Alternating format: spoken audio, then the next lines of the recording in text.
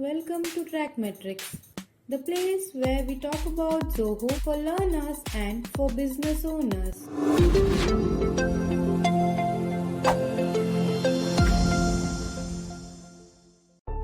We pride ourselves on being early adopters of Zoho RPA. So, what exactly is RPA? RPA or Robotic Process Automation is a technology that mimics human actions on a computer application. In this video, we will be demonstrating how RPA performs tasks just like a human would. Let's see how we can automate the process of capturing the record count in each form within a Zoho Creator application. Please be noted, Zoho RPA can work not only on Zoho tools but also on most of the Windows and cloud applications. Zoho Creator C6 version shows the total record count for the entire organization, but it doesn't break it down by application or forms. This can be a challenge for organizations needing detailed insights.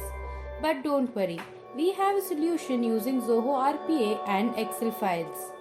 Here's how it works. To initiate the function, we need three important information from Zoho Creator, which is the domain name, superadmin name, and the application name. Now let's go to Zoho RPA page in order to execute this function. This is the RPA page and let's execute it using the execute button. Now the function has been executed. The RPA agent will now read the forms within the specified application and capture the metadata. And then it will split the report links into a new sheet. It will then use these URLs into web browser to read the record count of each report and update the record count in Excel sheet against respective report URL. This process will happen in loop for each of the forms within the specified application. The automation has been completed now. Let's go back to the Excel file and check for the record count. Open the Excel file and here's the sheet with report name, report link name, URL, merged URL and the record count.